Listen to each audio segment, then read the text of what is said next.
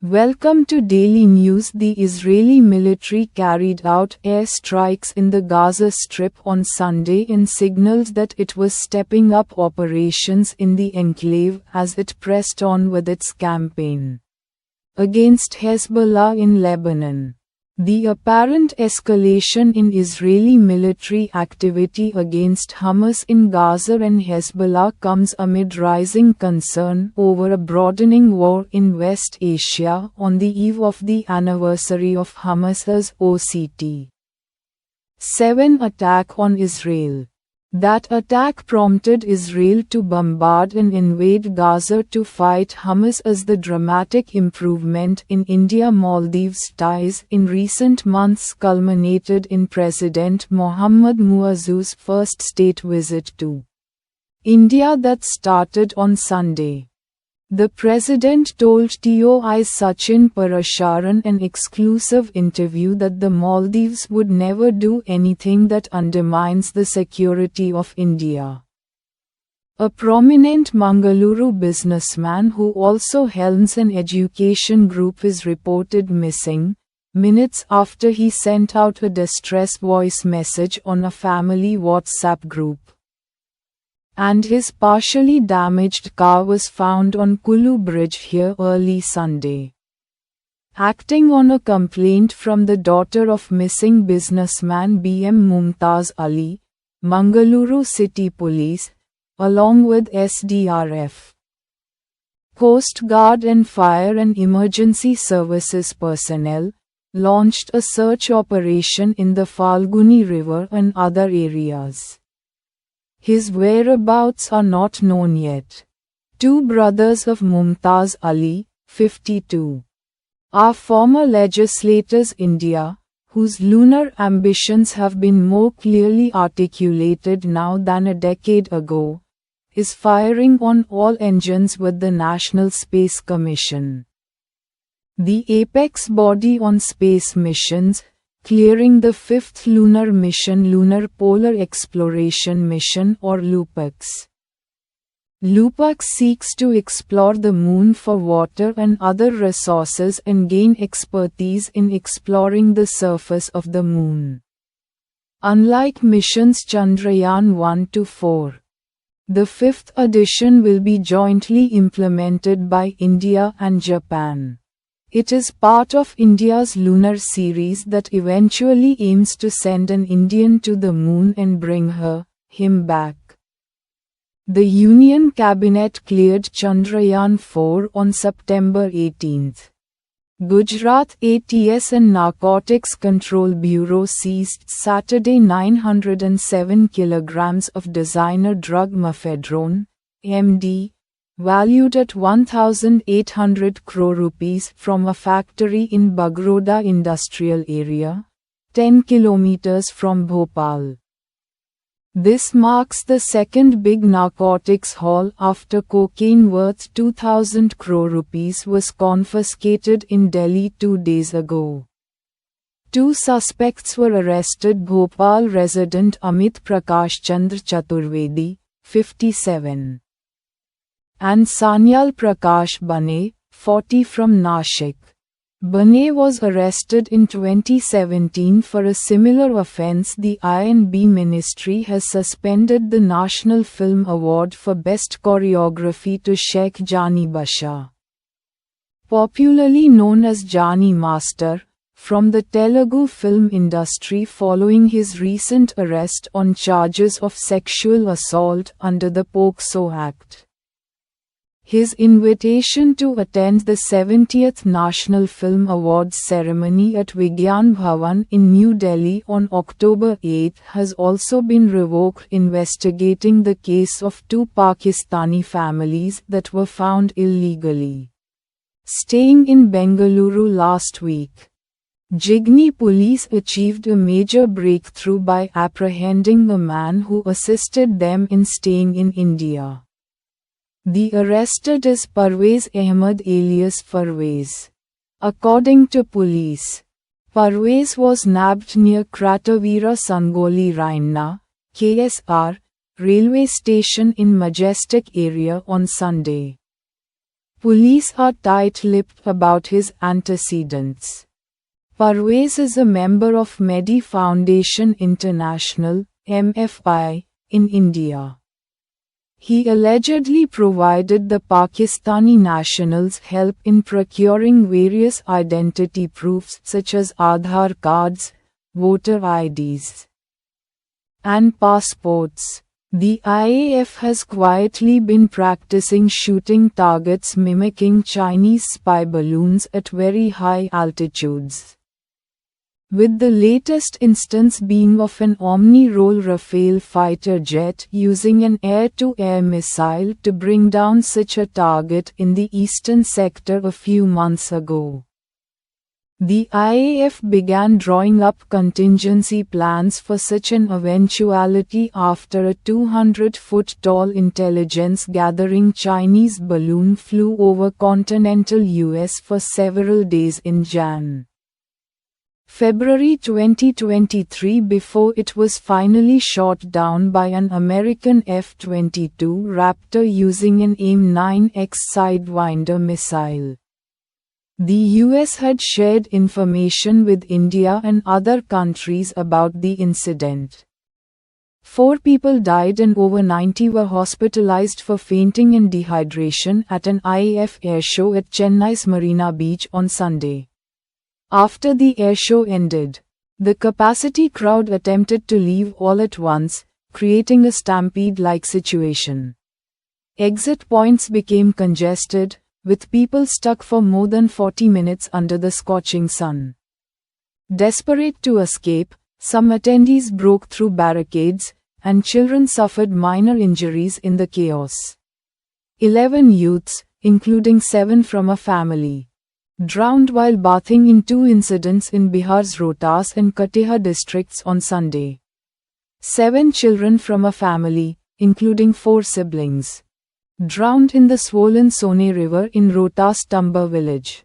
Nand Kishore Gond, an autorickshaw driver from Ranchi's Doranda, had taken his 4 children and 4 others from his family for a bath. He managed to rescue one, the young son of his brother-in-law Kedar Gond. Despite warnings about the rising water level, locals continued to bathe in the river, resulting in several drowning cases, police said. 4 students were arrested and sent to judicial custody after circulating an obscene video of their school teacher and blackmailing her to maintain a physical relationship with them. Police said on Sunday, the teacher, who lives in Agra and works in Mathura, was teaching an 18-year-old class 10 student when the incident occurred. Police said one of the students and the teacher grew close over time. He secretly recorded an obscene video of her on his mobile phone and later used the footage to blackmail her. When the teacher cut ties with him, Lavkush shared the video with 3 of his friends, all residents of Mathura district. Amul and Gujarat Cooperative Milk Marketing Federation MD Jai Mehta said Amul's recently launched milk in US has been highly successful, and they are now ready to enter the European market. India is now the largest milk producer in the world and is set to produce 1/3 of the world's total milk in the coming years, Mehta said while delivering the 11th Dr. Verghese Kurian Memorial oration organized by XLRI, a private business management institute here. Foreign investors have turned net sellers in OCT, offloading shares worth 27,142 crore rupees in just the first 3 days of the month due to intensifying conflict between Israel and Iran, a sharp rise in crude oil prices, and improved performance of Chinese stock markets. The outflow came after FPI investment reached a 9-month high of 57,724 crore rupees in Sept. Since June, foreign portfolio investors, FPIs, have consistently bought equities after withdrawing 34,252 crore rupees in April to May. Overall, FPIs have been net buyers in 2024, except for Jan, April, and May. Data with the depositories showed A team at the Tata Institute of Fundamental Research, TIFR, in Mumbai have steered a first-of-its-kind study to come out of India. Using a psychedelic to identify a neuron that can activate the ventral hippocampus in the brain, which processes emotional information and regulates stress in a manner that could alleviate anxiety. A fire in Siddharth Colony, a slum in Mumbai's Chembur, early Sunday killed 7 members of a family, including 3 minors, while 2 others sustained minor injuries. It erupted at 5 a.m. tearing through their ground-plus-2 home, sparing only family head Chedilal Gupta and one of his 2 sons, Dharamdev. They said a miracle was needed. And a miracle happened. At 7 a.m. on Sunday. At 5,303 meters, 17,400 feet, in the Himalayas, American climber Michelle Theresa Dvorak and British alpinist Faye Jane Manners were rescued after being stranded for 72 hours without food, water, or shelter on the unforgiving slopes of Chaukhamba 3 Peak, reports Gaurav Talwar. With bad weather preventing an air rescue, a French climbing team in the vicinity managed to spot the duo, who were at the risk of freezing after having lost their tent. The 2 women were then rescued by IAF, airlifted to Delhi Sunday afternoon and sent to their respective embassies. "We're back down and safe," Manners posted along with a picture on social media, relief palpable in her words. As Iran awaited a potential counter-strike from Israel on Saturday, senior officials and members of the Iranian news media were all asking a similar question: where is Brigadier General Ismail Ghani, the country's top general and the commander-in-chief of its elite Quds forces? Officials in Iran have not yet given a clear answer, Iranian news media reported. The Quds Force is the branch of the guards that is tasked with external operations, including overseeing militant groups that Iran supports in the region. Khyber Pakhtunkhwa, KP, Chief Minister Ali Amin Gandapur's whereabouts remained unknown on Sunday, a day after he mysteriously went missing from Islamabad, where he led a massive rally of Pashtun supporters of Imran Khan's Pakistan Tehreek-i-Insaf, PTI. Hundreds of Khan's supporters had arrived in Islamabad from various parts of the country on Friday to participate in a protest at D Chowk, in front of the Parliament building. Gandapur's rally joined the protesters on Saturday. He then left the party workers and moved to the nearby KP official guest house, from where he disappeared, sparking rumors about his arrest. The KP government Sunday approached Peshawar High Court against the disappearance of Gandapur, Geo News said.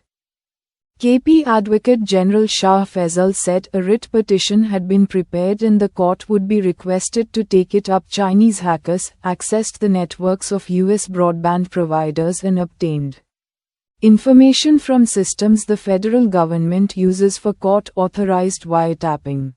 The Wall Street Journal reported on Saturday. Verizon Communications, AT&T and Lumen Technologies are among the telecoms companies whose networks were breached by the recently discovered intrusion, the newspaper said, citing people familiar with the matter. The hackers might have held access for months to network infrastructure used by the companies to cooperate with court-authorized US requests for communications data, the journal said. It said the hackers had also accessed other tranches of Internet traffic. Former US President Donald Trump returned to the site of the July 13 assassination attempt on him in Pennsylvania on Saturday, dramatically trying to recapture the momentum that unexpectedly evaporated after the vivid moment was upstaged by Kamala Harris replacing Joe Biden on the Democratic ticket. In a massive commemorative rally at the very grounds where he courageously emerged from under a security blanket after a bullet nicked his ear, the MAGA Supremo sought to re-energize his campaign, with the dubious claim that his political opponents had tried to kill him to stop him from regaining the White House. over the past 8 years. Those who want to stop us from achieving this future have slandered me, impeached me, indicted me, tried to throw me off the ballot, and who knows, maybe even tried to kill me, Trump said, adding, "But I never stopped fighting for you, and I never will." Sammy Basso, who was the longest living survivor of the rare genetic disease progeria, has died at the age of 28. The Italian Progeria Association said Sunday.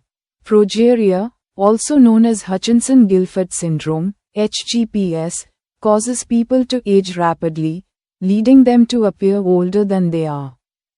With a reduced quality of life and a life expectancy of only 13.5 years without treatment.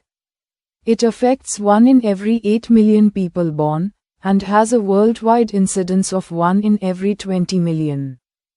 Born in 1995, Basso was diagnosed with progeria at the age of 2. Hope flickers for the women in blue in the T20 World Cup, but only just.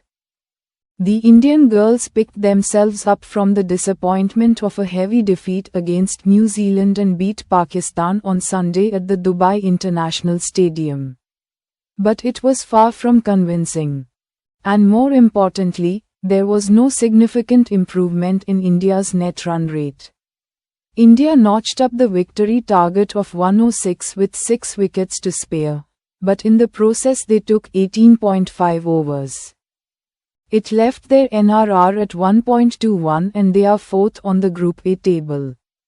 With only 2 to qualify from a group of 5. India will have to win their next 2 games against Sri Lanka and Australia handsomely and hope that New Zealand falter too, dominating from start to finish on Sunday night, a new-look Team India, which fielded 2 debutants in express pacer Mayank Yadav and all-rounder Nitish Kumar Reddy, thrashed Bangladesh by 7 wickets, with 49 balls to spare, thus taking a 1-0 lead in the 3-match T20I series. After folding up the visitors for 127 in 19.5 overs, India cantered to the target in the 12th over, as Hardik Pandya, 39 off 16 balls. Skipper Suryakumar Yadav, 29, 18B, 2/4, 3/6, and opener Sanju Samson, 29, 19B, 6/4, all looked in a hurry to return to the team hotel. Manchester United's winless run in all competitions extended to 5 games after a 0-0 draw at Aston Villa in the Premier League on Sunday, leaving manager Erik ten Hag's position uncertain heading into a 2-week international break. Ten Hag arrived at Villa Park under huge pressure, with United having lost 3 of their 6 league games and the club's minority owner, Jim Ratcliffe, failing to say he had faith in the Dutch coach when asked specifically on Friday.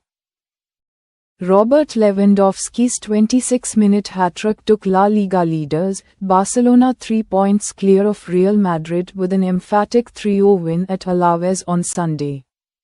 The Polish striker reached 10 goals for the season in 9 league games, stretching his lead as the division's top goalscorer with a first-half treble. With this we end the daily news. Have a great day.